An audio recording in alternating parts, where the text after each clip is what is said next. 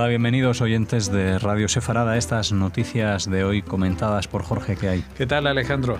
Estos son los titulares. Detenido el primer yihadista en España con un listado de personas, objetivos y sustancias para fabricar la madre de Satán. El Gabinete de Seguridad israelí se reúne para analizar la creciente posibilidad de un ataque orquestado por Irán.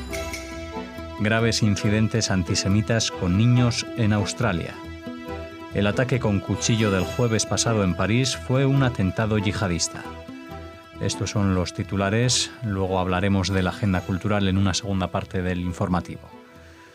Ha sido detenido el primer yihadista en España con un listado de personas, objetivos y sustancias para fabricar la madre de Satán. Se trata de un joven de 23 años de origen marroquí de Parla, cerca de Madrid,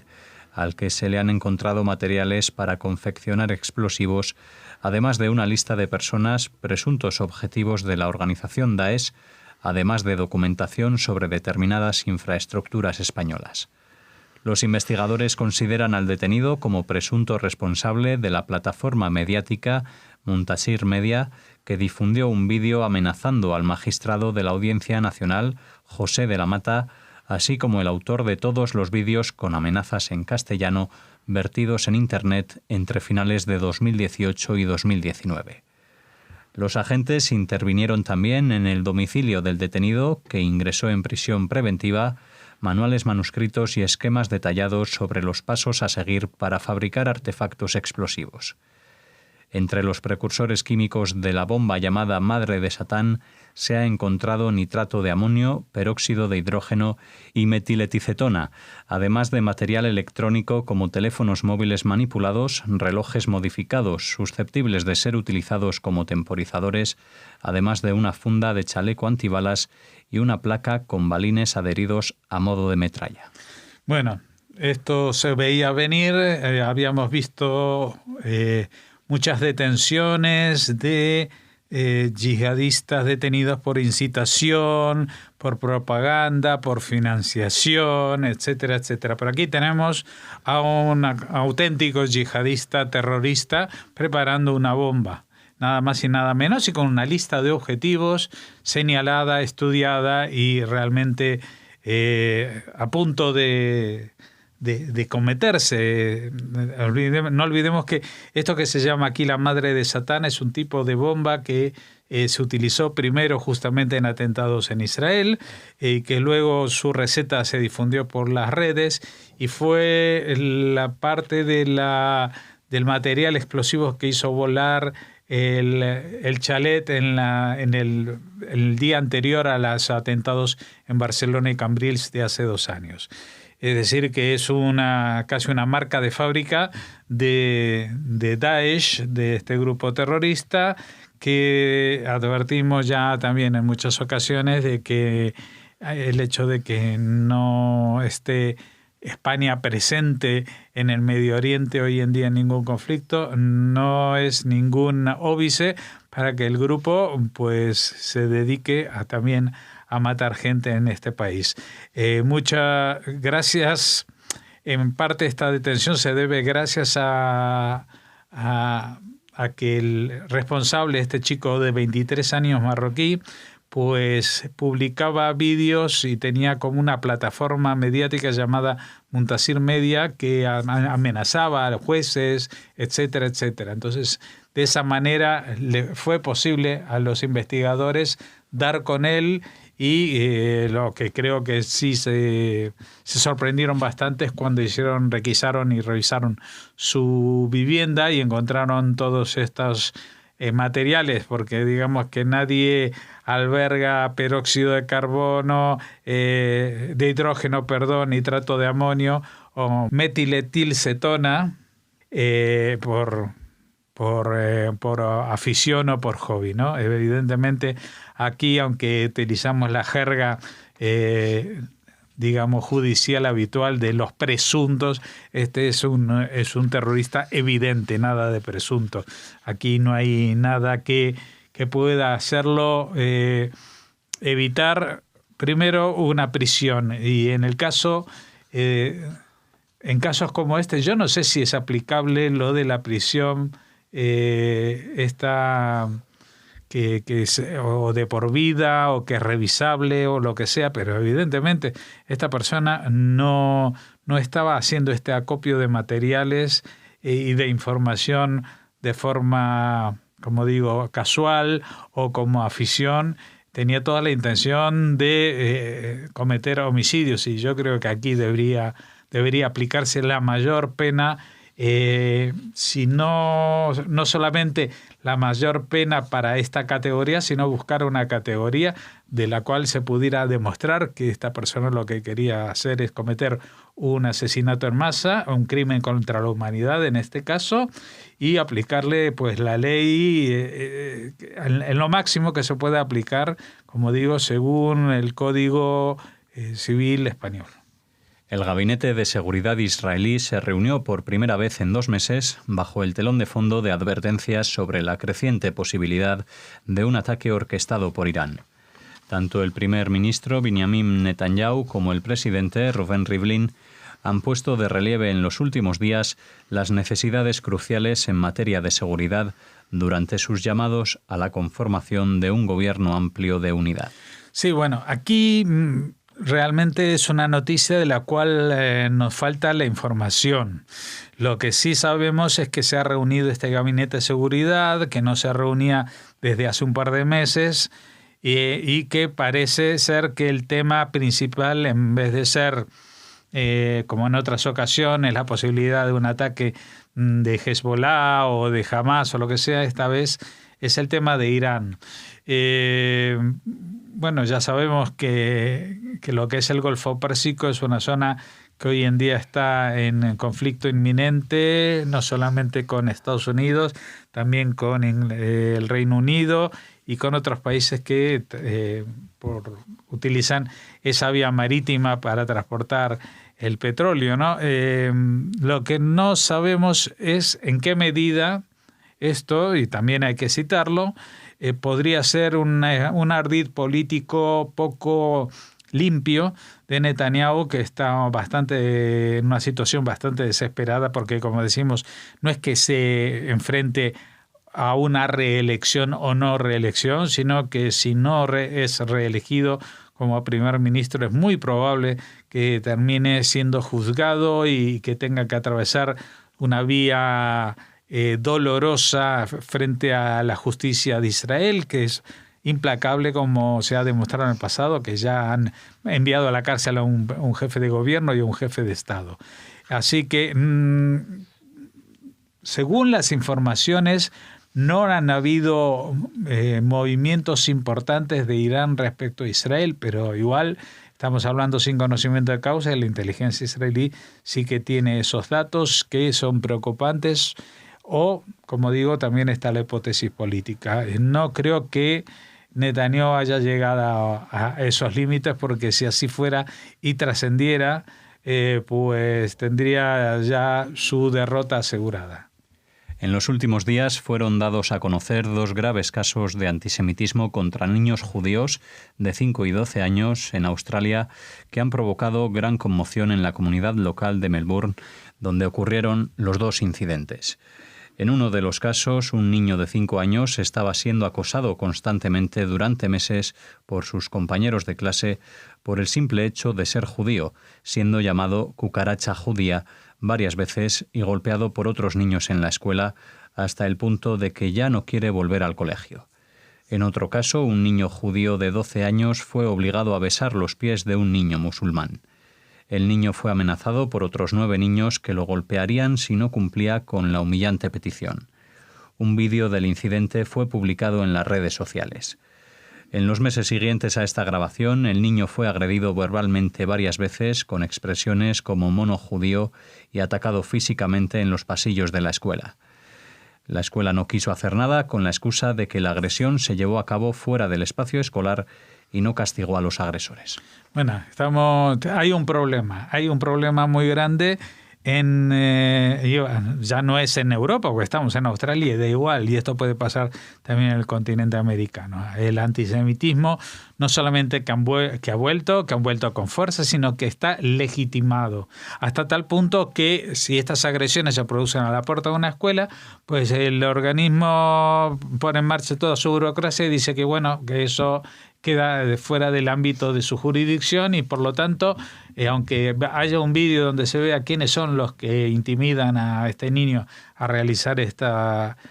situación humillante, pues ellos no van a hacer nada y entonces seguimos y de alguna manera estamos dando vía libre a estos incidentes. Y yo me pregunto, ¿sería así la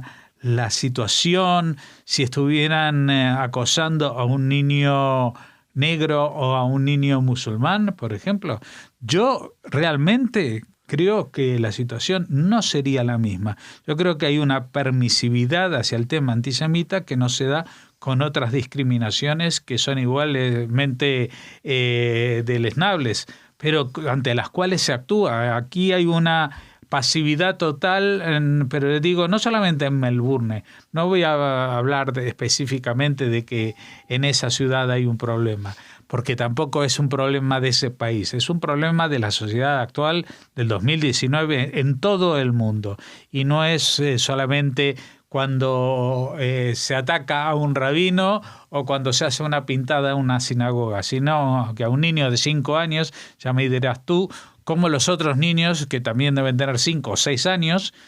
saben que él es judío y por lo tanto es susceptible de ser atacado. Ahí hay un mal expandido, hay un mal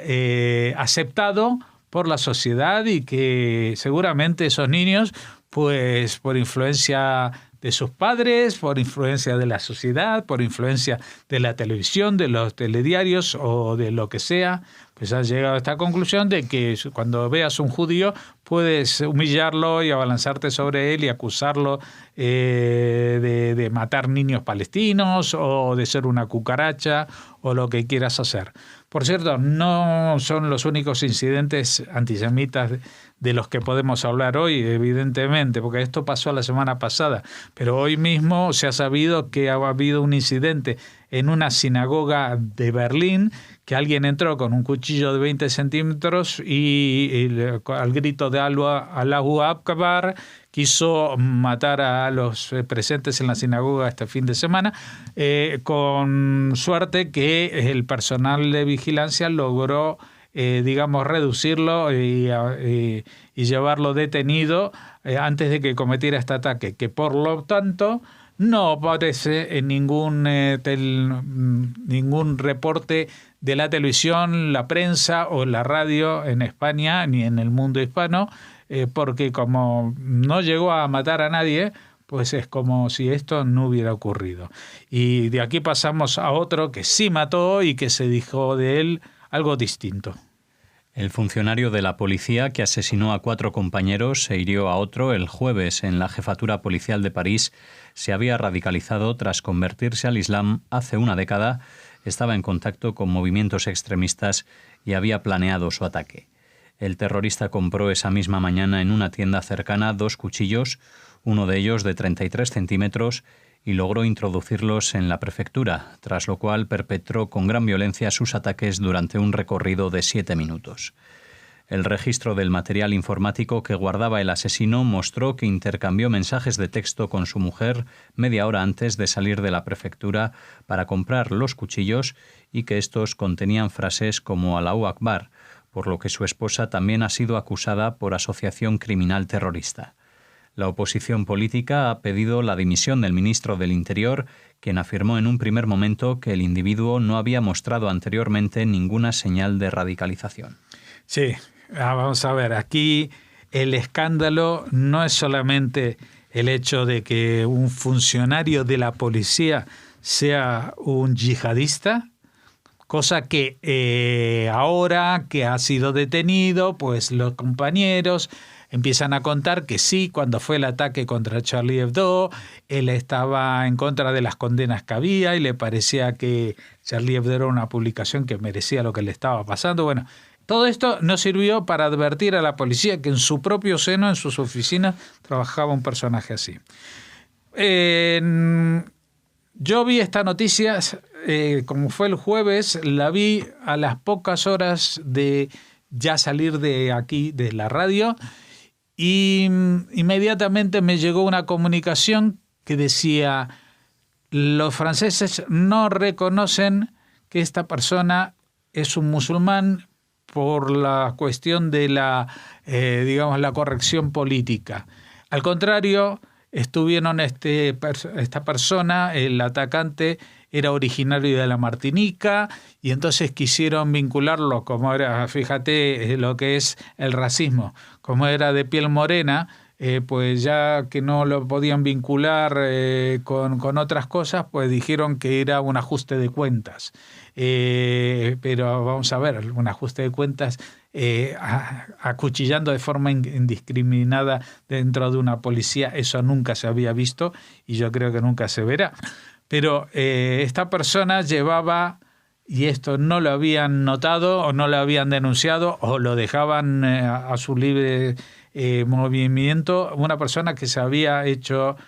convertido al Islam y se había radicalizado, no solamente porque también se había cambiado la forma de vestir, es decir, que como se dice aquí en Madrid, cantaba la traviata. Se veía venir y nadie hizo nada. Y este hombre logró introducir 2 cuchillos que me imagino que serían de estos de cerámica, que no hacen pitar los escáneres de entrada a edificios como este. Y luego estuvo 7 minutos. 7 minutos. ¿Tú sabes lo que son 7 minutos? Acuchillando gente, gritando, dentro de un edificio que es la propia policía. Esto es a mí lo que más me desconcierta de todo. Es decir, si tú entras y acuchillas, o alguien entra y acuchilla en un colegio público, es posible que alguien, hasta que a pesar del barullo y los gritos, que esto que el otro, tarde en reaccionar y llamar a la policía, y que la policía tarde unos minutos en llegar al establecimiento. Pero si tú estás dentro del edificio de la policía, ¿cómo pueden tardar 7 minutos? Si está alguien acuchillando gente, pues justamente un agente que esa semana se había incorporado fue el que le disparó y lo redujo. Pero vamos, que el tío dirá, pero seguramente habrá pensado, pero aquí no, el único policía que hay soy yo. Bueno, esto es lo que pasa. Aparte, como digo, en un primer momento, el ministro del Interior, y esto estamos hablando del gobierno Macron, que se comprometió, que el yihadismo no, que el terrorismo, que se acabó, no sé qué, siempre lo mismo. El ministro del Interior, tirando balones fuera, dijo, no, esto es un ajuste de cuentas, no se sabe qué es, que esto que lo otro. Pero vamos a ver, este hombre lo reducen, ¿sí? Le disparan. Lo primero que hacen es sacarle la documentación. Lo primero que hacen es ver el móvil. Y lo primero que se hace cualquier policía de primero de primaria es mirar en el móvil si ha hecho llamadas, a ver si pertenece a algún grupo terrorista y si tiene, por ejemplo, socios que están llevando a cabo una matanza simultáneamente, como ha pasado en París en todas las ocasiones o en muchas ocasiones. Pues cuando ven que ha mandado mensajes a su mujer que pone Allahu Akbar, yo no sé si se creen que eso es un saludo de desearle buenas noches a la mujer, pues no lo es. Quiere decir Dios es grande y es un grito de guerra que se da para salir a matar al enemigo. Y si esta persona ha considerado que el país que lo ha criado y donde trabaja y donde ha sido educado y todo es su enemigo, pues evidentemente tenemos un problema. Ese problema se llama yihadismo y mientras no le pongan el nombre vamos a tener un problema todavía mayor, como lo tienen en Estados Unidos, que está prohibido cuando sucede un ataque terrorista decir que es de origen islámico, islamista o yihadista, porque entonces esto condena a toda la comunidad. Esos son paparruchas y ya se ha visto que no frena el caso de estos ataques. Todo lo contrario, los envalentona porque salen indemnes ellos y sus socios, allegados, familiares y todos los que comparten la ideología, pero no han tenido suficiente valor, entre comillas, de salir a matar gente sabiendo que posiblemente terminarían ellos también muertos. Cerramos la primera parte de las noticias aquí. Volvemos ahora con la agenda cultural.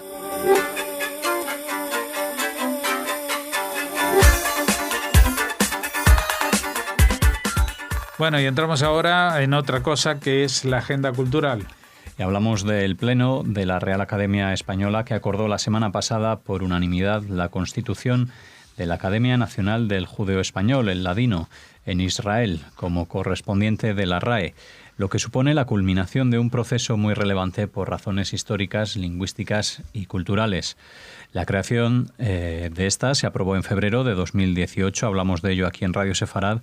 y podrá constituirse ahora en Israel. A partir de este momento, la Academia Nacional del Judeo Español en Israel podrá comenzar su andadura, elegir a sus miembros, sus cargos y solicitar la entrada en la Asociación de Academias de la Lengua Española, que integra a 27 instituciones. Bueno, no entiendo muy bien por qué había que dar también este paso. Parece una ratificación de la ratificación de la ratificación, pero bueno, si es lo que había que hacer, bienvenido sea, y a ver si realmente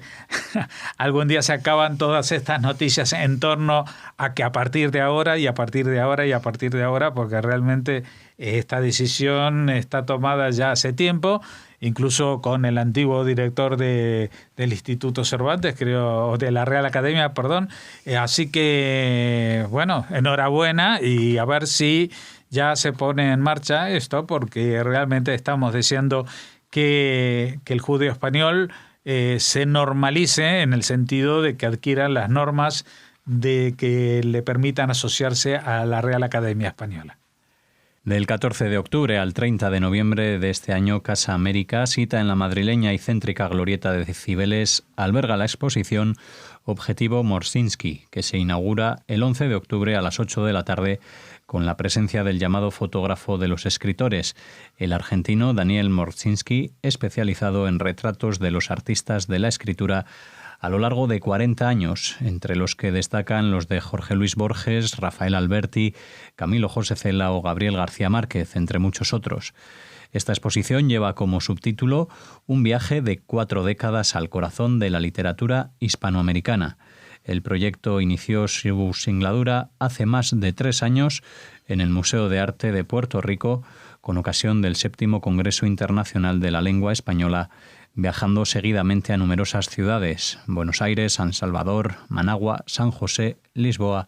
y Zaragoza. Y ahora lo tenemos en Madrid, así que si están durante esta mitad de octubre final y todo el mes de noviembre, tienen la oportunidad de ir a verlo. Es una exposición fotográfica del máximo nivel y con protagonistas, con modelos también del máximo nivel, todos ellos del mundo de la literatura. Morszynski es una persona muy conocida en la Argentina y en el mundo de la fotografía, del retrato especialmente. Así que desde aquí nuestra enhorabuena a Casa América por esta iniciativa. Y para cerrar la agenda cultural de hoy les hablamos de música. En vísperas de Yom Kippur, la Biblioteca Nacional de Israel recordó cuando el famoso cantautor y poeta canadiense Leonard Cohen actuó para los soldados del Estado judío en el desierto del Sinaí en plena guerra de 1973. Había llegado poco antes para ser voluntario en un kibutz después de haberse peleado con su novia Susan Elrod y su hijo Adam, con quienes vivía en la isla griega de Hydra. Un día un grupo de músicos, incluidos los cantantes Oshik Levi, Mati Caspi e Ilana Rovina, lo reconocieron en el popular Café Pinati de Tel Aviv y le ofrecieron acompañarlos al Sinaí para entretener a las tropas que resistían el sorpresivo ataque egipcio. Esas experiencias fueron una importante fuente de inspiración para su siguiente álbum, New Skin for the Old Ceremony, Nueva piel para la vieja ceremonia, lanzado en agosto de 1974, que incluyó canciones como Field Commander Cohen, Comandante de Campo Cohen, There is a War, Hay una guerra, y Who by Fire, ¿Quién por el fuego?, basada en la plegaria de Yamin Noraim, un Tané Tokef. Bueno, pues, ¿qué le vamos a decir nosotros? Que aquí ya saben que somos muy fan de Leonard Cohen y a ellos le unimos este recuerdo cuando Leonard Cohen, sorprendentemente, estuvo cantando para los soldados en el frente en la guerra de Yom Kippur, un poco por casualidad, porque él no pensaba en eso, simplemente estaba en Israel por un problema, digamos, con su pareja que se había separado y se fue a un kibutz y justo estaba en Tel Aviv de visita por la ciudad y lo reconocieron estos músicos que estaban ya reclutados, ellos sí, para ir a actuar para los soldados en el frente y se los llevaron con ellos. Y bueno, las fotos que se hizo Leonard Cohen, un Leonard Cohen muy joven, estamos hablando de hace casi 40 o 45 años, pues cantando, tampoco era el más conocido de los cantantes, estamos hablando de que solo había sacado un álbum al mercado, pero por suerte estos 3 cantantes israelíes sí que lo reconocieron y desde entonces su vinculación con el mundo judío de Leonard Cohen fue todavía mayor. Ya saben que justamente su despedida de la vida fue con otro álbum, ya reconciliado con su hijo especialmente, que contenía este tema Hineni, aquí estoy, mi Señor, otra oración de la tradición litúrgica judía como un Taneh Tokef de los días terribles que estamos viviendo, que son los que van de Rosh Hashanah hasta Yom Kippur. Bueno, pues con esta historia tan curiosa cerramos la agenda cultural de hoy y les esperamos mañana aquí en las noticias de Radio Sefardí.